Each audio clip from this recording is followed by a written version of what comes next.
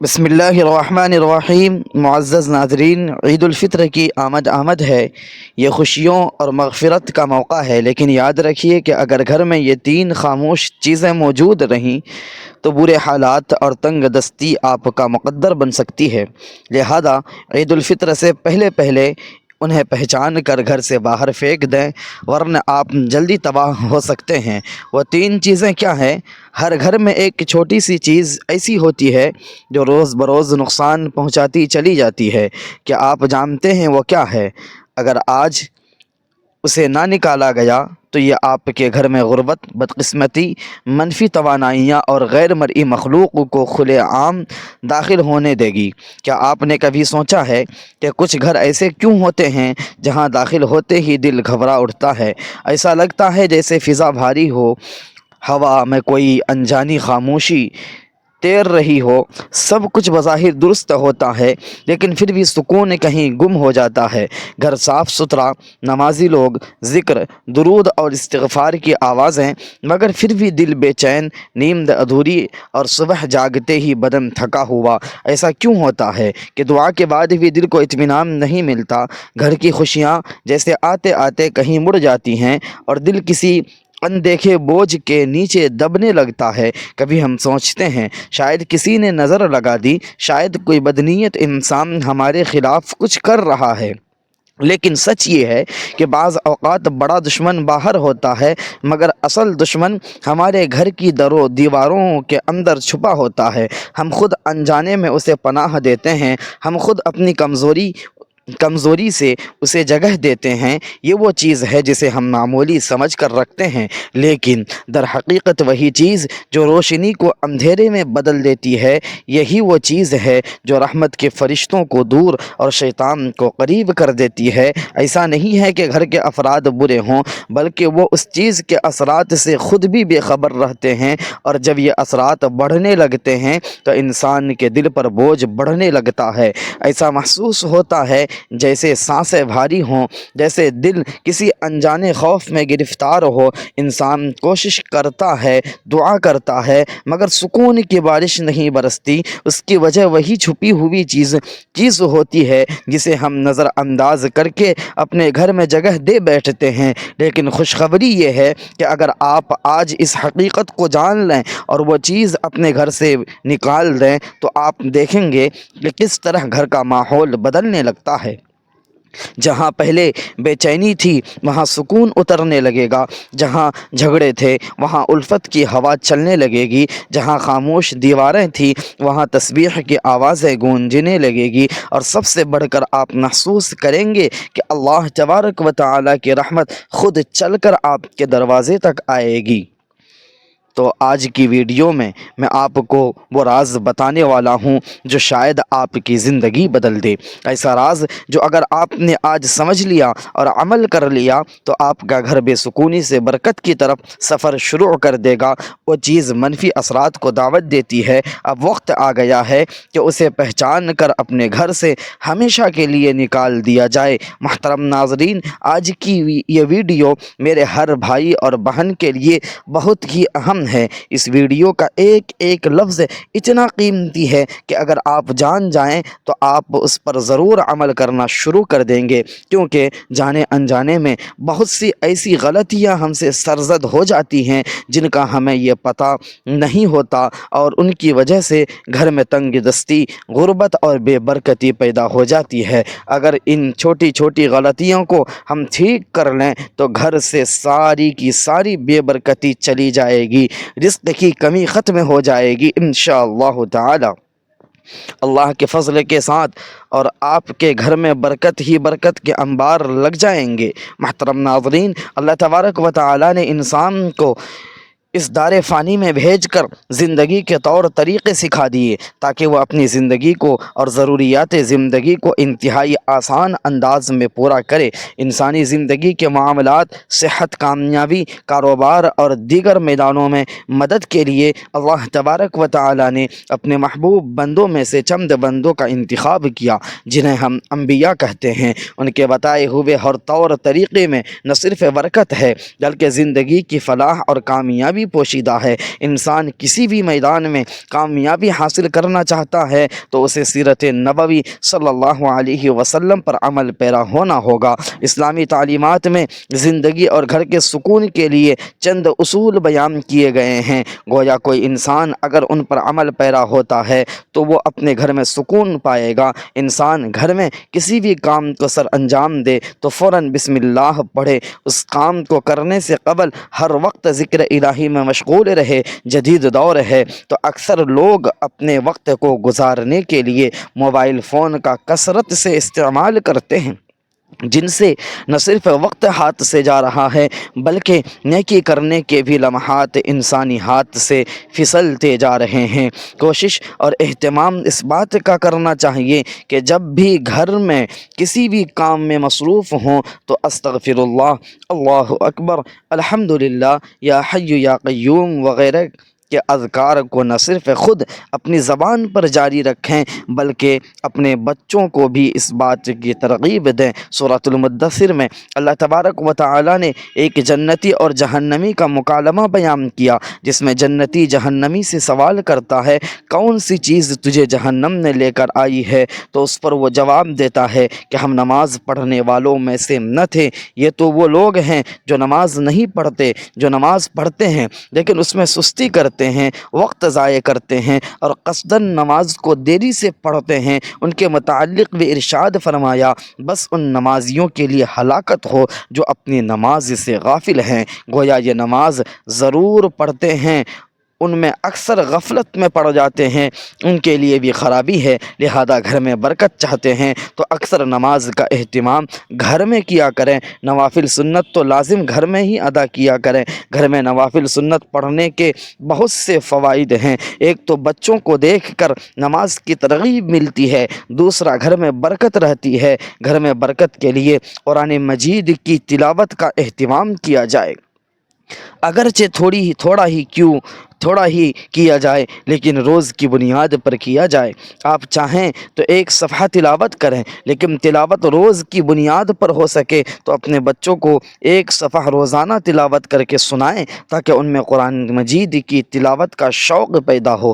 قرآن مجید کی کوئی بھی سورت تلاوت کریں گھر میں برکت کا ہی باعث بنتی ہے۔ جناب رسالت مآب صلی اللہ علیہ وسلم نے فرمایا، حضرت ابو ہریرہ رضی اللہ تعالی عنہ سے روایت ہے کہ رسول اللہ صلی اللہ علیہ وسلم نے فرمایا اپنے گھروں کو قبرستان نہ بناؤ، یقیناً شیطان ان گھروں سے دور بھاگتا ہے جہاں سورہ بقرہ پڑھی جاتی ہے، یعنی گھروں میں نماز اور تلاوت قرآن کا اہتمام کیا کرو۔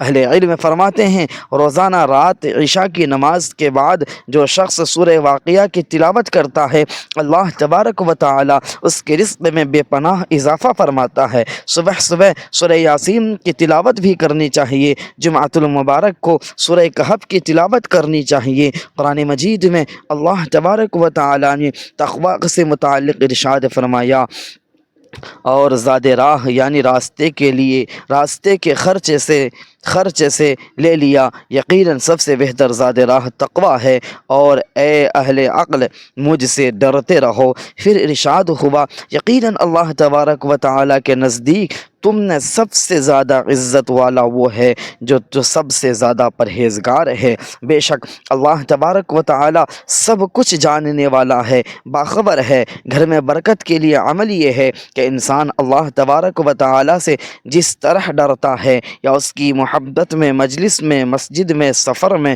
تقوی اختیار کرتا ہے، ویسے ہی گھر میں جب وہ تنہائی میں ہو، جب اسے کوئی نہ دیکھ رہا ہو سوائے رب کائنات کے، اس وقت بھی وہ تقوی اختیار کرے۔ اپنے بیوی بچوں والدین اور بہن بھائیوں کے ساتھ حسن سلوک محض اللہ تبارک و تعالی کی رضا کے خاطر یہ عمل بھی گھر میں برکت کا سبب ہے، اس میں کوئی دو رائے نہیں۔ جب انسان مل کر کھانا کھاتے ہیں تو اللہ عز و جل اس میں برکت ڈالتا ہے، اور جب افراد گھر کے ہوں اور والدہ ہوں والد ہوں یا میاں بیوی بچے بہن بھائی سب مل کر بیٹھ کر ایک جگہ اہتمام کے ساتھ اللہ تبارک و تعالیٰ کے نام سے شروع کریں تو برکت کا کیا عالم ہوگا۔ جدید دور میں یہ روایت ختم ہوتی جا رہی ہے۔ اب اگر کوئی اپنے کمرے میں بیٹھا ہے تو وہیں کھانا کھائے گا، اگر کوئی اسٹڈی روم میں ہے تو وہیں کھانا کھانے کا اہتمام کرے گا، والدین الگ بیٹھ کر کھا رہے ہوتے ہیں۔ ایسا کرنا برکت کو ختم کرنے کے مترادف ہے۔ جناب رسالت مآب صلی اللہ علیہ وسلم نے فرمایا، اللہ تبارک و تعالیٰ کے ہاں سب سے زیادہ پیارا کھانا وہ ہے جس پر ہاتھوں کی کثرت ہو، یعنی جہاں لوگ زیادہ ہوں۔ آپ صلی اللہ علیہ وسلم نے ارشاد فرمایا، صحابہ نے عرض کیا، یا رسول اللہ صلی اللہ علیہ وسلم ہم کھاتے ہیں مگر سیر نہیں ہوتے، تو فرمایا شاید تم لوگ الگ الگ ہو کر کھاتے ہو۔ صحابہ نے جواب دیا، ہاں۔ فرمایا اپنے کھانے پر اکٹھے ہو جاؤ اور اس پر اللہ تبارک و تعالیٰ کا نام لو، اس میں تمہارے لیے برکت ڈال دی جائے گی۔ اللہ تبارک و تعالیٰ نے رزق کی تقسیم کے اوقات کار مقرر تو نہیں کیے، لیکن اسلامی تعلیمات سے معلوم ہوتا ہے کہ چند ایسے اوقات ہیں جن میں انسان رزق حلال کی تلاش میں نکلے تو اسے نہ صرف رزق ملتا ہے بلکہ اس کے رزق میں اللہ تبارک و تعالی برکت بھی ڈال دیتا ہے۔ ہماری تہذیب و ثقافت کا حصہ رہا ہے کہ ہمارے بڑے صبح جلدی اٹھ جاتے تھے، فجر کی نماز ادا کرنے کے بعد تلاوت قرآن کرتے تھے اور پھر رزق حلال کی تلاش میں نکل پڑتے تھے، یہاں تک کہ وہ شام کو واپس لوٹ آتے تھے اور عشاء کی نماز کے بعد سو جاتے تھے۔ یا ایسا وقت ہے رزق حلال کے لیے جس میں نہ صرف انسان زیادہ سے زیادہ اللہ تبارک و تعالیٰ کا فضل سمیٹ سکتا ہے بلکہ اس میں برکت بھی حاصل کرتا ہے۔ لیکن عصر حاضر میں تمام اوقات کار بدل چکے ہیں۔ لوگ اب فجر کے وقت سوتے ہیں اور ساری رات جاگتے ہیں۔ ہم یہ دیکھ سکتے ہیں کہ ان گھروں میں 4 سے 5 افراد کمانے والے ہیں لیکن پھر بھی برکت نہیں، سکون نہیں، جبکہ ہمارے اجداد میں محض ایک شخص کمانے والا ہوتا تھا اور پورے گھر کو ایک ہی فرد کافی رہتا تھا۔ لہذا اگر آج ہم چاہتے ہیں کہ ہمارے گھروں میں اور رزق میں برکت ہو تو صبح جلدی اٹھنے کی عادت ڈالیں اور رات کو جلدی سونے کی عادت ڈالیں۔ اللہ پر توکل کرنا جیسا کہ اس کا حق ہے، جو کوئی اللہ تبارک و تعالیٰ پر توکل کرتا ہے تو اللہ تبارک و تعالیٰ اس کے جملہ امور کا کفیل ہو جاتا ہے۔ بے شک اللہ بہت غالب بڑی حکمت والا ہے۔ محترم ناظرین، ایک مزدور صبح سے شام تک دھوپ میں پسینے سے شرابور ہو کر مزدوری کرتا ہے، اینٹیں اٹھاتا، ریت ڈھوتا، شام کے وقت جب سورج ڈھلتا ہے تو اپنی مزدوری جیب میں ڈال کر گھر کا رخ کرتا ہے۔ وہ سکے اس کی محنت کا نچوڑ ہوتے ہیں۔ وہ سکون سے بچوں کے لیے کھانے پینے کی چیزیں لاتا ہے، کبھی گھر کے لیے آٹا، کبھی بچوں کے لیے دودھ، مگر اس کے باوجود اس کی زندگی میں ایک عجیب سی اداسی بسی ہوئی ہوتی ہے، نہ خوشی کا احساس، نہ اطمینان کا لمحہ، جیسے اس کے گھر کی دیواروں نے سکون سے دشمنی کر لی ہو۔ ہر رات وہ سجدوں میں گر کر اللہ تبارک و تعالیٰ سے کہتا ہے، یا رب میں حلال کماتا ہوں، فضول خرچی نہیں کرتا، نماز پڑھتا ہوں، ذکر کرتا ہوں، پھر بھی میرے گھر میں برکت کیوں نہیں؟ مگر جواب خاموشی کے سوا کچھ نہ ہوتا۔ دل بے چین رہتا ہے اور تنگ دستی جیسے اس کے دروازے سے چمٹ گئی ہو۔ آخر ایک دن اس نے گاؤں کے ایک بزرگ سے ملاقات کی۔ مزدور نے اس کے سامنے اپنا دکھ رکھا، آنکھوں میں نمی لیے بولا، بابا جی میں حلال کماتا ہوں، حلال کھاتا ہوں، مگر پھر بھی میرا گھر بے سکونی کا گہوارہ ہے، خوشی جیسے میرے گھر سے روٹھ گئی ہے۔ بزرگ مسکراتے ہوئے اور نہایت نرمی سے بولا، بیٹا آج کے دن کی مزدوری سے تم نے کوئی چیز نہیں خریدنی ہے، 2 کلو مٹھائی لینا ہے اور میرے پاس لانا، میں اس پر کچھ دم کروں گا۔ جب شام کو گھر پہنچو تو دروازے پر رکھ کر اپنے کان لگا کر سننا کہ تمہارے گھر کے اندر سے کیا آواز آتی ہے۔ تمہارے گھر میں رکھی ایک چیز تمہاری تنگ دستی اور بے سکونی کا حال کا راز کھول دے گی۔ مزدور نے تعجب سے دیکھا مگر چپ کر لیا۔ دن بھر کی محنت کے بعد شام ڈھلے، اس نے 2 کلو مٹھائی خریدی۔ جیسے ہی اس نے اپنے گھر میں قدم رکھا تو 3 چیزیں گھر میں تنگ دستی، بے سکونی کو دعوت دے رہی تھی۔ پہلی چیز، جب دیواروں پر شکر کے بجائے ناشکری ہو۔ کچھ گھروں میں داخل ہوتے ہی ایک عجیب سی خاموشی استقبال کرتی ہے، نہ کوئی شور، نہ کوئی چیخ و پکار، ایسے محسوس ہوتا ہے جیسے ہوا نے بھی سانس روک لی ہو۔ دیواریں جیسے کچھ کہنا چاہتی ہوں، ان پر لکھی تحریر خاموشی سے سب کچھ کہہ جاتی ہے، وہ تحریر جو کسی قلم سے نہیں، انسانوں کے رویوں سے لکھی جاتی ہے۔ یہی وہ لمحہ ہوتا ہے جب گھر میں برکت کے دروازے بند ہونے لگتے ہیں، کیونکہ ان دیواروں پر اب شکر نہیں، شکایت لکھی جاتی ہے۔ جہاں ہر گفتگو میں میرا نصیب کیوں نہیں کی گونج ہو، جہاں زبان پر ناشکری کا زہر اور دل میں مایوسی کی دھن ہو، وہاں رحمت کے قدم نہیں رکتے۔ فرشتے خاموشی سے واپس پلٹ جاتے ہیں اور ان کی جگہ وسوسوں سے سرگوشیاں لے لیتی ہیں۔ کبھی کبھی شیطان دروازے توڑ کر نہیں آتا، ہم خود اس کے لیے دروازے کھول دیتے ہیں۔ جب ہم الحمدللہ کے بجائے کاش ایسا ہوتا کہنا شروع کر دیتے ہیں، جب ہم نعمتوں کو معمول اور خامیوں کو عزم سمجھنے لگتے ہیں، تو سمجھ لیجئے کہ روشنی کا چراغ بجھنے لگا ہے۔ وہی روشنی جو گھر کو امن دیتی تھی، رزق کو برکت دیتی تھی اور دلوں کو نرم رکھتی تھی۔ ناشکری ایک معمولی احساس نہیں، یہ ایک غیر مرئی زہر ہے جو آہستہ آہستہ پورے گھر کی فضا کو کھا جاتا ہے۔ یہ باتوں سے شروع ہوتی ہے مگر اثر ماحول پر ڈالتی ہے۔ ایک وقت آتا ہے جب گھر بھرا ہوتا ہے مگر دل خالی الفاظ زیادہ ہوتے ہیں مگر سمجھ ختم، اور پھر زندگی کی رونقیں جیسے ایک ایک کر کے رخصت ہونے لگتی ہے۔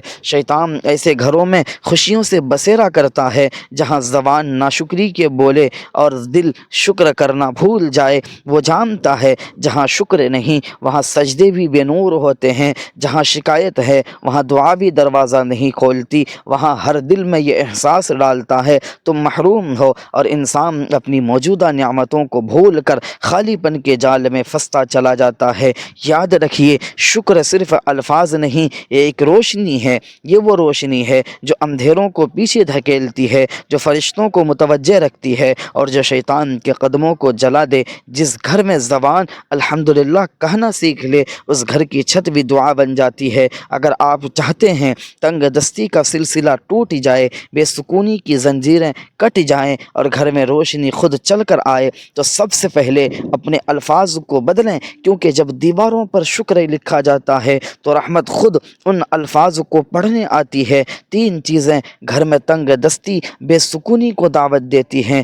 دوسری چیز، جب آنکھیں عیب ڈھونڈنے کے عادی ہو جائیں۔ کبھی سوچا ہے جب تیری آنکھیں کسی کمی کی تلاش کرنے لگیں اور تیرے نصیب کی روشنی کیوں ختم ہو جاتی ہے؟